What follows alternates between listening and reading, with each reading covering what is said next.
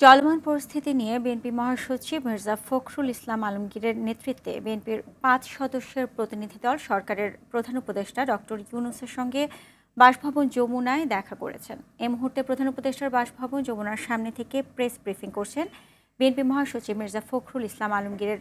আমরা সরাসরি চলে যাচ্ছি সেখানে। জনগণের যে দুর্ভোগ হচ্ছে, বিশেষ করে দ্রব্যমূল্যের ব্যাপারে, সেই বিষয়টি আমরা তাদের সামনে নিয়ে এসেছি যে যাতে করে দ্রব্যমূল্য কমানোর জন্য কাজ করা যায়, এবং টিসিবি ট্রাকগুলোকে আমরা বাড়ানোর জন্য বলে এসেছি, আর প্রতি এলাকা ভিত্তিক বাড়ানোর জন্য বলে এসেছি। আমরা বলেছি যে আপনার যে ট্রাক চলাচল, যানবাহন চলাচল যদি নির্বিঘ্নে থাকে সেই বিষয় নিশ্চিত করার জন্য আমরা তাদেরকে অনুরোধ করেছি। সেই সঙ্গে আপনার কৃষিতে বিশেষ করে আপনার সার বিতরণের ক্ষেত্রে যে সমস্যাগুলো আছে সেই সমস্যাগুলো দূর করে, এখনও আপনার সেই ফ্যাসিস্টদের দোসররা নিয়ন্ত্রণ করছে, সেগুলোকে আপনার মোটামুটিভাবে জনগণের পক্ষে যারা আছেন তাদেরকে নিয়ে আসা এবং এটাকে সহজ করার জন্য আমরা অনুরোধ করেছি যাতে ব্যবস্থা করা যায়। সেই সঙ্গে শিল্প উৎপাদনের ক্ষেত্রে আমরা বলেছি যে যেন আপনার এই নর্মাল যে আপনার অ্যাক্টিভিটি সেটা যেন চালু থাকে, বিশেষ করে শিল্পাঞ্চলে শ্রমিকদের বেতনের ক্ষেত্রে যেন কোনো আপনার বাধা সৃষ্টি না হয় এবং তারা যেন বেতন পান। তার জন্য প্রয়োজনে সরকারকে ঋণ দেওয়ার জন্য আমরা বলেছি যে বেশি করে ঋণ দিয়ে তাদেরকে সেই বেতনের ব্যবস্থা করতে হবে।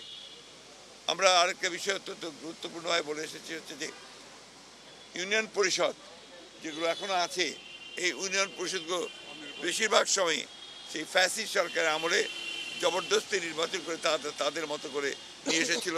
এটাকে অবিলম্বে আমরা মনে করি, যেহেতু সিটি কর্পোরেশন ভাঙা হয়েছে, পৌর কর্পোরেশনগুলো ভাঙা হয়েছে, উপজেলা ভাঙা হয়েছে, সুতরাং এটাকেও ভেঙে দিয়ে পরবর্তী নির্বাচনের মধ্যে দিয়ে আসবে। হ্যাঁ, এবং ট্রেড বডিগুলোকে ভেঙে দিয়ে আমরা বলেছি যে কি নির্বাচনের মাধ্যমে এটাকে আপনার পুনরায় আপনার সুষ্ঠুভাবে নিয়ে আসার জন্য আমরা বলেছি।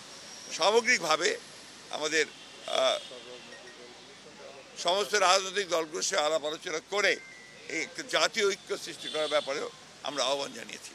আমরা সেই সঙ্গে আপনার এটাও বলেছি যে আমাদের নির্বাচন যেটা সবচেয়ে বেশি প্রয়োজন, সংস্কারগুলোকে আপনারা সম্পূর্ণ করে অবিলম্বে যত দ্রুত সম্ভব রোড ম্যাপ দেওয়ার কথা আমরা বলে এসেছি, যে একটা রোড ম্যাপ অত্যন্ত জরুরি।